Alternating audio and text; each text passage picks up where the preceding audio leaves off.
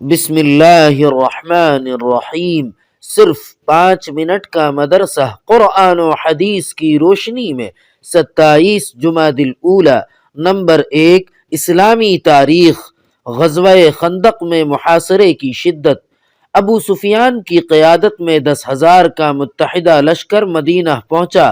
شہر کی حفاظت کے لیے کھودی ہوئی خندق کو دیکھ کر مشرکین حیران رہ گئے۔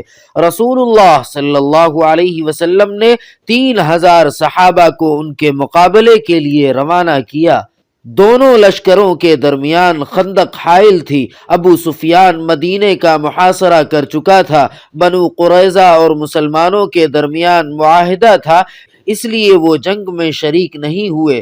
بنو نذیر کے سردار حیی بن اخطب نے بڑی جد و جہد اور کوشش کے بعد بنو قریظہ کے سردار کعب بن اسد کو لالچ دے کر مسلمانوں سے بدعہدی کرنے پر آمادہ کر کے اپنے ساتھ شامل کر لیا۔ اس بدعہدی سے مسلمانوں کو بڑا صدمہ ہوا۔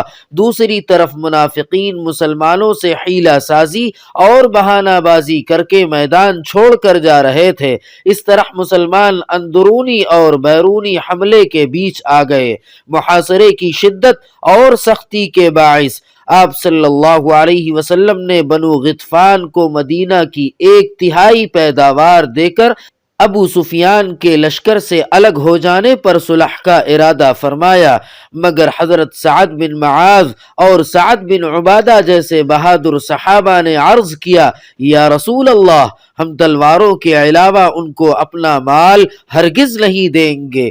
وہ جو کرنا چاہیں کر لیں، ہم مقابلے کے لیے تیار ہیں۔ نمبر 2، اللہ تعالی کی قدرت۔ آنکھ میں 7 پردے۔ انسان کے ہر عضو میں اگر غور کرو گے تو اللہ کی بڑی قدرت نظر آئے گی۔ انسانی جسم میں اللہ تعالی نے 2 چھوٹی چھوٹی کیسی خوبصورت آنکھیں بنائی ہیں، جس میں دیکھنے کی زبردست صلاحیت رکھی ہے۔ دنیا کی بڑی سے بڑی طاقتیں مل کر بھی ایک آنکھ نہیں بنا سکتی۔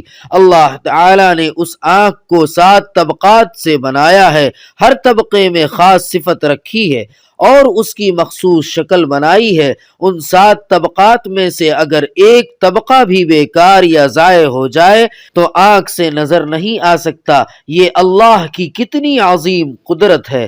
نمبر 3، ایک فرض کے بارے میں، جمعے کی نماز ادا کرنا۔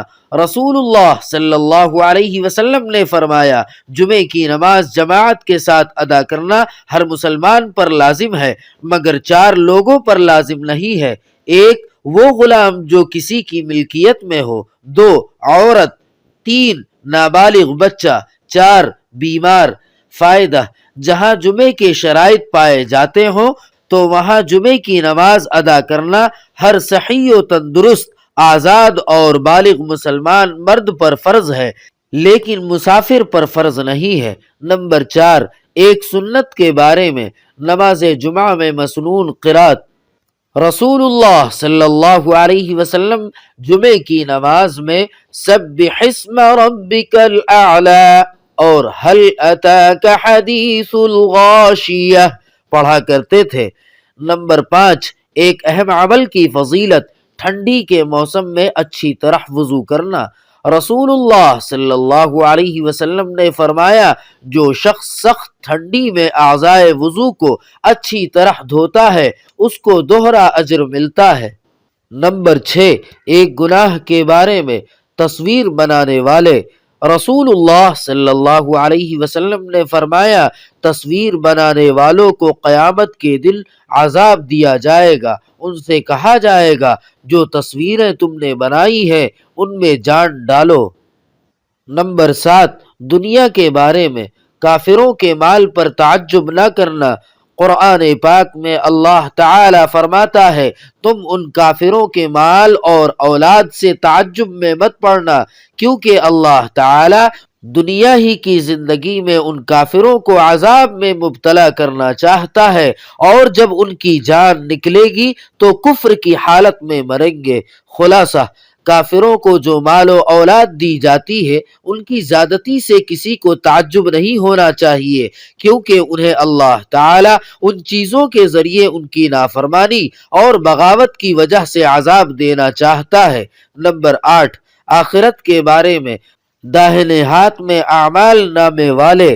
قرآن پاک میں اللہ تعالی فرماتا ہے، اے انسان تو اپنے رب کے پاس جانے تک عمل کرنے کی پوری کوشش کر رہا ہے اور تجھے اس عمل کا بدلہ ملنے والا ہے، تو جس کا نامہ اعمال داہنے ہاتھ میں دیا گیا اس سے آسان حساب لیا جائے گا، وہ اپنے گھر والوں کے پاس خوش ہو کر لوٹے گا۔ نمبر 9، طب نبوی سے علاج، مہدی سے علاج۔